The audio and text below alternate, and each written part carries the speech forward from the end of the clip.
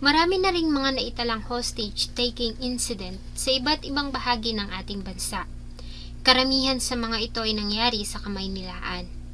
May mga insidente na agad namang naresolbahan ng maayos, subalit may iilan na talaga namang nauwi sa madugong katapusan. Isa sa mga pinag-usapang hostage-taking incident noon ay ang nangyari sa terminal ng Peltranco sa Pasay noong 2002.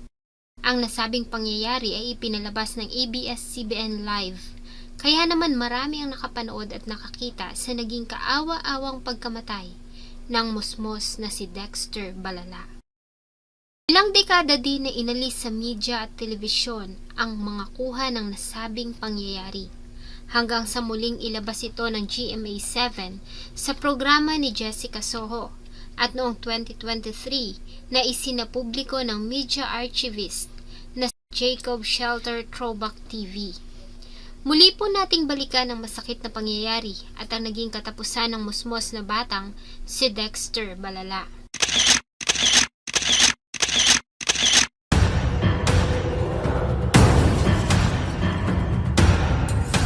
Bago ko po ipagpatuloy ang ating kwento, sa mga bago po sa channel ko at nais sa mga ganitong klase ng kwento ng krimen na nangyayari sa loob at labas ng ating bansa ay maaari pong pakipindot ang ating subscribe button at notification bell para ma-notify kayo pag may mga bago tayong upload na videos. May 30, 2002, isa lamang ordinaryong araw para sa karamihan.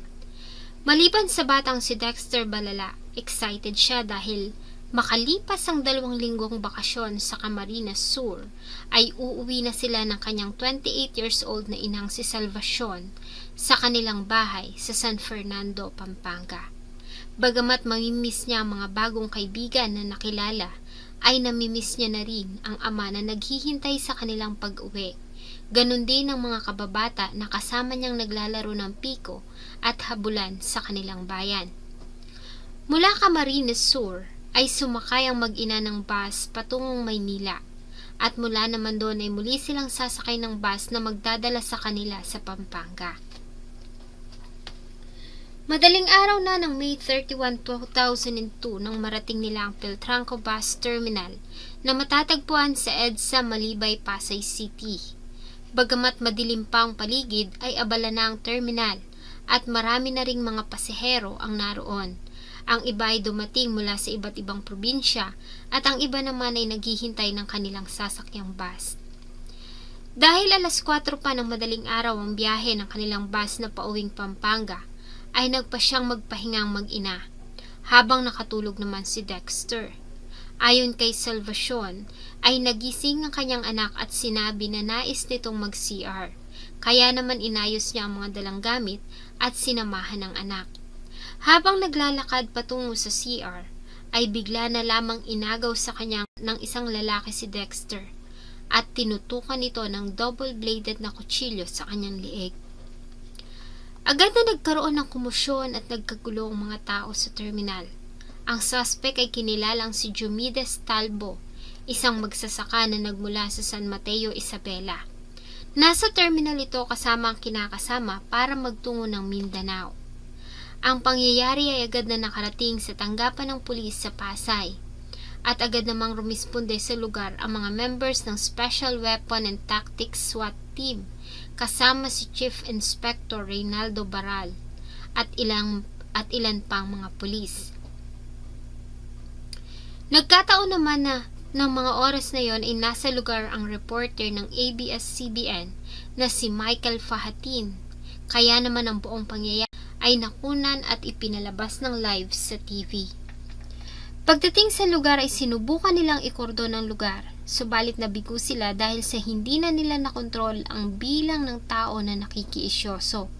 Sinubukan nilang makipag-negotiate kay Diomedes para palayain ito ang bata, subalit nagmistula itong bingi at nataranta. Sa kuha ng kamera ay ilang beses pa itong nagpalipat-lipat ng pwesto habang nakatutok ang patalim kay Dexter. Nahirapan pa silang makipag-usap kay Diomedes dahil sa hindi ito nagtatagalog at tanging Ilocano lamang ang alam nitong lingwahe. Maging ang journalist na si Michael Fahatin ay sumali na rin sa negosyasyon Yung bata ang tumatak sa isip ko eh. Sinasabi ng bata na yung pag-iyak niya, yung paghingi niya ng saklod. Kanina ba? Yung paghiyaw niya ng sakit. Agawin ko na sinabi Parang, nila halos mararamdaman ko magulang. Na merong sa mata at hiyaw ng bata na sinasabing, anong ginagawa mo? Wala ba kayong gagawin para sa inyo? Kasi sobrang sakit na parang alam niya na tutuluyan na siya mahawak sa kanya. Sobrang gulo sa lugar.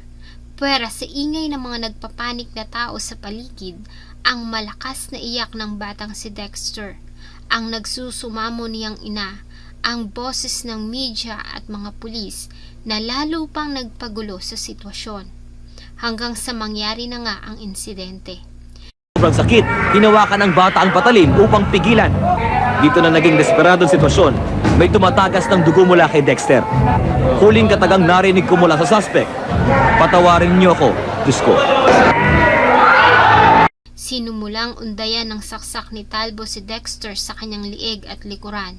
Kasunod ng pagpatak ng dugo ng bata ay ang sunod-sunod na putok ng baril na umalingaw-ngaw sa paligid. Paghinto ng putukan ay bumulagta sa sahig ang wala ng buhay na katawan ni Talbo. Sa kasamaang palad ay ganun din ang batang si Dexter. Hindi maliwanag kung ano ba ang gusto ni Talbo maliban sa nais nitong makipag-usap sa noon ay driver ng Peltranco Bus na nagngangalang Lito Ariola at ang dating Environment and Natural Resources Secretary na si Heherson Alvarez. Ang pangyayaring ito ay napanood ng libo-libong tao sa buong kapuluan ng Pilipinas. Dahil ito ay nakuhaan at iniere ng ABS-CBN ng live, maging ang patuloy na pagbaril ng mga pulis sa wala ng buhay na katawan ni Diomedes. Karamihan sa mga tao na nakasaksi ay isinisi ang pangyayari sa kapulisan na rumisponde sa insidente. Sa autopsy na ginawa sa katawan ng batang si Dexter Balala, maliban sa mga tama ng saksak na natamo nito sa kanyang katawan, ay nagtamo din ito ng 5 tama ng baril. Isa dito ay tumama sa kanyang dibdib na siyang naging dahilan ng kanyang naging agarang kamatayan. Sa ginawang investigasyon ay marami silang nakitang pagkukulang ng mga pulis sa ginawang operasyon. Kabilang na dito ang hindi nila nagawang makordonan ng lugar para sana naiiwas ang maraming nakikiisyosong tao. Napag-alaman din nila na walang official negotiator. Wala din ang ground commander na in charge sa rescue operation. Naging palaisipan din sa marami kung bakit hindi nagawang barilin ng mga sniper ang suspect, gayong hawak nito ang bata sa kabilang kamay at bukas ang halos kalahati ng katawan nito mula balikat hanggang paa na maaari sanang punteryahin ng mga sniper. Subalit ayon sa kanila ay nag-iingat sila. Makikita kasi sa video ang malimit na paggalaw ni Talbo. Inisip nila na kung magpapaputok ang mga sniper ay hindi ito tinamaan ay tuluyan na nitong sasaksakin ng bata. Kinwestiyon din ang ginawang pakikipag-usap o pagkikipag-negotiate ng journalist na si Michael Fahatin sa suspect. Hindi kasi umano ito trained sa ganung larangan, kaya naman hindi dapat ito isinali sa ginawang negotiation. Gayunpaman, ayon kay Michael Fahatin sa isang interview makalipas ang mahabang panahon, ay may mga pagkakataon umano na dapat sana isusuko na ang suspect. Subalit hindi iyon nangyari dahil sa hinintay pa ang pagdating ng alkaide. Nagkaroon din umano ng plano na lalapit siya para makipag-usap. Nakasalubong ko siya papalabas, bit-bit niya yung bata. So okay na, walang problema, di ba? Sabi ko, nakakausap ko pa. May time na lang susuko siya. Pero at that time, parang hinintay pa nila yung otoridad. Hinintay nila yung punong lungsod para magpapogi ata or something. Pero matagal na yun. So, nung hinintay na buryong, it ended up like, nakakausap ko siya eh. Yun yung pangit dun eh. Nakausap ko itong mamang to, willing sumuko. At, alam mo mga polis to. Sabi ko sa mga polis, okay na strategiya natin, wala pang ganong tao. Kakausapin ko siya, lalapitan ko, kakapitan ko to, hahawakan yung kutsilyo, saka yung dambain. So, di yun ang usapan. So, nung lumapit na ako, binaba ko na yung camera, ito na. yung ghosting nila, pag tingin ko gano'n, imbis yung mga polis malapit, lalong lumayo. Napag-alaman din nila na si Diomedes Talbo ay papunta ng Mindanao kasama ang asawa para sunduin ang mga anak. Ayon sa ina nito na si Rosita Talbo, taong 1997 ay nakipaghiwalay ito sa unang asawa. Isinama ng kanyang asawa ang kanilang mga anak sa bayan nito sa Mindanao. Dahil nga sa kahirapan ay umalis ang ina ng mga bata para magtrabaho sa ibang bansa.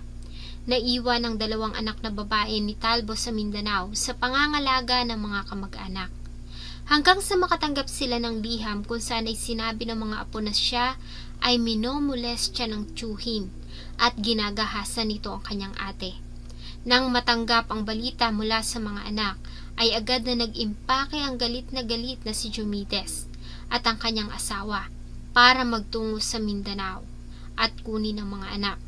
Ayon kay Nanay Rosita, ay pinabaunan niya pa ang 2 ng halagang 13,000 pesos para may panggastos sila. Ito umano marahil ang nagtulak sa kanyang anak para gawin ang karumal-dumal na pangyayari. Ganun pa man ay hindi iyon sapat na dahilan para gawin niya iyon sa walang kamalay-malay na batang si Dexter. Dahil sa pangyayari, ay agad na inalis sa pwesto ni Metro Manila Police Chief Deputy General Edgardo Aglipay ang noon ay Pasay City Police Chief na si Eduardo de la Serna at isinangguni niya na dapat na masampahan ng kasong administratibo ang 10 kapulisan na rumisponde sa krimen. Kasabay nito ay naglabas ng utos ang noon ay Philippine National Police Chief na si Leandro Mendoza para sa pagtanggal sa trabaho ng 341 na kapulisan ng Pasay City Police. Makalipas ang 1 buwang investigasyon ay tuluyan ng sinibak ang ng Internal Affairs Service si De La Serna at ang 6 nitong mga tauhan. Ang 341 naman na members ng kapulisan ng Pasay ay ipinadala sa Subic, Zambales para sumailalim sa muling pagsasanay. Ang program ay dapat sanang magtatagal ng 1 buwan, subalit natapos lamang nila ito ng 20 araw. Makalipas noon ay muling humarap sa media ang noon ay mayor ng Pasay na si Piwi Trinidad at sinabi na babalik na ang 341 na kapulisan sa kanilang mga trabaho na may dagdag na kaalaman at sapat na pagsasanay. Ito umano ay para na rin sa kapakanan ng mga mamamayan ng Pasay. Ang pangyayari talaga namang pinag-usapan ng maraming tao noon. Marami ang nagalit dahil sa maliwanag na naging pagkukulang ng mga otoridad sa ginawang rescue. Maraming sana ang umusbong sa bibig ng mga nakakita at nakapanood ng pangyayari. Subalit ang mas naapektuhan sa lahat ay si Ginang Salvacion Balala. Sa edad na 28 ay nasaksihan niya mismo sa kanyang harapan kung paano pinatay ang kanyang anak na si Dexter. Ang palahaw nito ng mama na paulit-ulit ay magiging isa ng bangungot sa kanyang alaala. Ang pangyayari ay matagal nilang inalis sa media at maging sa mga pahayagan hanggang sa muli itong ipalabas noong 2023. Subalit ilan lamang iyon sa mga clip ng orihinal na pangyayari. Sa kasalukuyan ay abandonado na ang terminal ng Peltranco sa Pasay. Ang mga nangyari ay isa na lamang masasakit na alaala. Sa kasalukuyan ay isa na sanang ganap na lalaki si Dexter at malamang ay may sarili na ring pamilya kung hindi nangyari ang insidente. Salamat po sa inyong patuloy na pagtangkilik ng atin pong mga videos. Huwag niyo pong kalimutang mag-iwan ng saloobin at suggestion sa atin pong comment section. Sana po ay samahan niyo po akong muli sa susunod pa nating mga episodes. Thank you so much po and see you in my next video.